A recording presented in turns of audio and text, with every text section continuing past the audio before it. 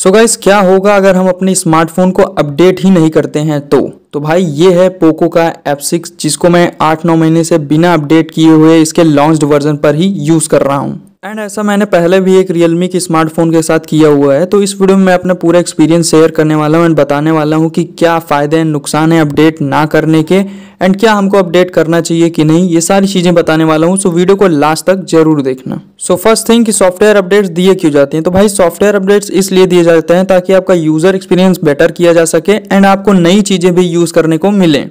And अगर आपके पुराने वर्जन पे कोई बग्स या ग्लिच हैं तो उसको भी फिक्स किया जाए। बट एक चीज़ जान लो कि यूज़र एक्सपीरियंस बेटर करने के लिए हमेशा सॉफ्टवेयर अपडेट्स में भाई परफॉर्मेंस को थोड़ा डाउन किया ही जाता है। एंड ये सेफ्टी के लिए भी ज़रूरी है एंड वो यूज़र एक्सपीरियंस को बेटर करने के लिए भी ज़रूरी है, बट गेमर्स के लिए नहीं सही है ये। बिकॉज भाई परफॉर्मेंस को डाउन किया जाता है तो मेनली भाई गेमर्स को प्रॉब्लम होती है। एंड जो थोड़ा 2-3 ऐप्स बैकग्राउंड में चलाते हैं तो बैकग्राउंड प्रोसेसिंग में भी ऐप्स हट जाते हैं बैकग्राउंड से। बिकॉज भाई मैक्सिमम स्मार्टफोन जब लॉन्च होते हैं तो वो अपने मैक्सिमम कैपेबल परफॉर्मेंस के साथ ही लॉन्च किए जाते हैं ताकि बेटर परफॉर्मेंस मिल सके। बट टाइम टू टाइम क्या होता है कि फ़ोन की परफॉर्मेंस भाई डाउनग्रेड करनी पड़ती है। बिकॉज डाउनग्रेड नहीं करेंगे तो भाई हार्डवेयर पुराना हो रहा है, मदरबोर्ड डेड वगैरह इशू आते हैं एंड काफ़ी अदर इशू भी आते हैं। इसी वजह से परफॉर्मेंस हमेशा डाउन की जाती है।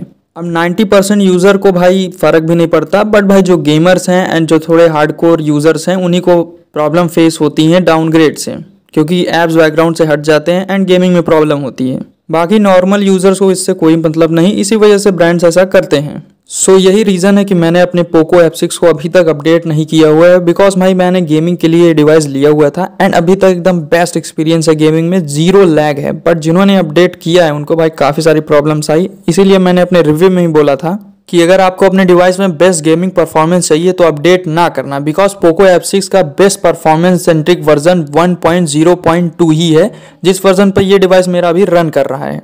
बिकॉज ये डिवाइस मई में ही लॉन्च हो गया था, तो जितने भी यूजर्स ने बाय किया था सभी का यही रिव्यू था कि आगे के अपडेट्स में परफॉर्मेंस ड्रॉप हो रही है। एंड मेरे एक फ्रेंड ने भी लिया था तो मैंने खुद भी देखा था। तो मैंने जब 3 महीने बाद ये डिवाइस लिया तो भाई मैंने खुद एक्सपीरियंस किया कि ये तो बेस्ट वर्जन है, आगे अपडेट नहीं करना है। एंड मैंने अपने रिव्यू में भी बताया सेम चीज़।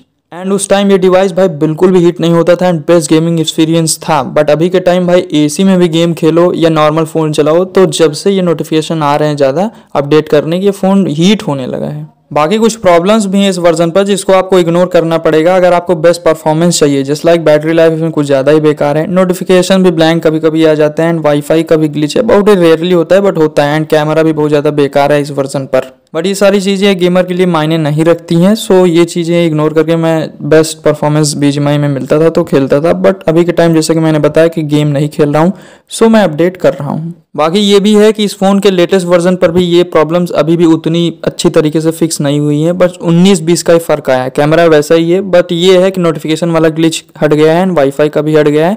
बैटरी लाइफ में भी बहुत ही कम इम्प्रूवमेंट हुई है, ना ही बोल सकते हो।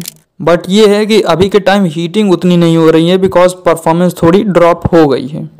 सो फर्स्ट थिंग तो आप देख सकते हो कि इसमें अपडेट अवेलेबल है 1.0.10 का। तो भाई ये चीज़ है कि पोको भाई लेटेस्ट अपडेट को सपोर्ट करता है एंड ऐसा रियलमी भी करता है। बट भाई सैमसंग का मेरे पास एक डिवाइस था पहले जिसको मैंने थोड़ा पुराना बाय किया हुआ था, तो उसमें भाई मेरे को 10-12 अपडेट एक साथ करने पड़े थे 1 by 1। बट पोको में क्या है कि लेटेस्ट एंड्रॉयड 14 वाला वर्जन मेरे को मिला हुआ है। सो ये बेटर है कि लेटेस्ट अपडेट मिलते हैं, अब शायद सैमसंग में भी मिलने लगे हैं, वरना भाई काफ़ी प्रॉब्लम्स आती हैं बिकॉज इस बीच में जितने अपडेट आए हुए रहते हैं 1 by 1 आपको करना पड़ता था पहले। सो अब बताता हूँ कि मैं क्यों अपडेट कर रहा हूँ अपने डिवाइस को। जैसा कि मैंने पहले ही बताया कि मैंने गेमिंग के लिए इसको लिया हुआ था, तो अब मैं गेम्स उतना नहीं खेलता एंड अभी तक एकदम बेस्ट परफॉर्मेंस है फ़ोन की। बट HyperOS 2 में परफॉर्मेंस थोड़ा डाउन है बट हीटिंग थोड़ा कम है। अब यही रीज़न है मेरे को अपडेट करने का। जब गेम खेलो तब ये डिवाइस थोड़ा हीट ज़्यादा होता है एंड नॉर्मल यूज़ पर भी हीट होता है। ऐसा इसलिए जब से भाई HyperOS 2 का अपडेट आया है इस डिवाइस में भाई नोटिफिकेशन बहुत ज़्यादा आने लगे कि अपडेट अवेलेबल। पहले इतना ज़्यादा नहीं आता था। तो मेनली पोको वाले चाहते हैं कि ये अपडेट करा जाए एंड ये ज़रूरी भी है एंड सेफ्टी एंड सिक्योरिटी के लिए भी ज़रूरी है। बिकॉज भाई सिक्योरिटी पैच का भी मेरे को अपडेट मिलेगा एंड थोड़ी परफॉर्मेंस ड्रॉप चलेगा क्योंकि गेम तो खेलना नहीं है। बाकी इतने सारे बेटर फीचर्स हैं HyperOS 2 में, तो इसलिए भी मैं कर रहा हूँ। बट ये है कि फ़ोन सेफ्टी के लिए बिकॉज भाई पोको है एंड हो सकता है आपको कोई अदर ब्रांड हो तब भी सेम ही होगा कि भाई अपडेट ना करो तो डेफिनेटली डेड होने का चांसेस रहते हैं। बिकॉज भाई अपडेट ना करो तो परफॉर्मेंस आपकी ज़्यादा तगड़ी है, ओवरक्लॉक्ड वर्जन पे है एंड हार्डवेयर आपका पुराना होता जा रहा है, तो उस लेवल की परफॉर्मेंस दे नहीं पाएगा एंड उस पर काफ़ी ज़्यादा लोड पड़ेगा, तो मदरबोर्ड डेड होने के भी चांसेस रहते हैं। सो फ़ोन की लॉन्ग टर्म सेफ्टी के लिए भाई अपडेट्स ज़्यादा ज़रूरी होते हैं एंड आपको बेटर फीचर्स भी मिलते हैं एंड सिक्योरिटी पैच लेवल के भी अपडेट मिलते हैं, तो आपकी सिक्योरिटी भी फ़ोन की स्ट्रांग रहती है। बट कभी कभी अपडेट में भाई काफ़ी ज़्यादा प्रॉब्लम्स भी आती हैं, चाहे जो भी ब्रांड हो। बट एट द एंड मैं ये चीज़ कहना चाहूँगा कि भाई अपडेट करना चाहिए, 6-7 महीने तक ना करो बट उसके बाद डेफिनेटली करना चाहिए फ़ोन सेफ्टी के लिए। बाकी अब बता दूं कि भाई अपडेट अगर आपके डिवाइस में आता है तो सेफ्टी के लिए आपको भाई 3-4 दिन बाद ही अपडेट करना चाहिए, बिकॉज भाई आप अब तुरंत अपडेट करते हो तो देख सकते हो ग्रीन लाइन इश्यूज भी आ सकते हैं, मदरबोर्ड भी डेड होते रहते हैं काफ़ी सारे ब्रांड्स के। सो बेटर होगा कि जब भी अपडेट आए तो आपको भाई 3-4 दिन बाद ही अपडेट करना है, रिव्यू वगैरह देख के। काफ़ी इश्यूज अगर रहते हैं उस वर्जन में तो कंपनी उसको वैसे भी हटा देती है, तो वो हट जाएगा एंड आप नहीं करोगे तो सेफ रहोगे। एंड बेटर होगा कि आप रिव्यू वगैरह देख कर ही अपडेट करो। बाकी परफॉर्मेंस ड्रॉप हर एक स्मार्टफोन पर होता है अपडेट का। iQOO 9 Pro भी था, उसमें भाई जैसे ही Android 15 का अपडेट आया काफ़ी ज़्यादा परफॉर्मेंस ड्रॉप हुई है एंड इसमें भी Poco F6 में ड्रॉप हुई है, सारे स्मार्टफोन पे होती ही है। बट आपके डिवाइस में कोई भी इशू नहीं है हीटिंग वगैरह का एंड बेस्ट परफॉर्मेंस दे रहा है एंड अदर कोई भी इशूज़ नहीं है, तो डेफिनेटली अपडेट ना करो, कोई इशू नहीं है, मस्त स्मार्टफोन आपका चलता ही रहता है। बट अगर हीटिंग थोड़ी ज़्यादा हो रही है, परफॉर्मेंस बेटर है, तो अपडेट आपको करना चाहिए।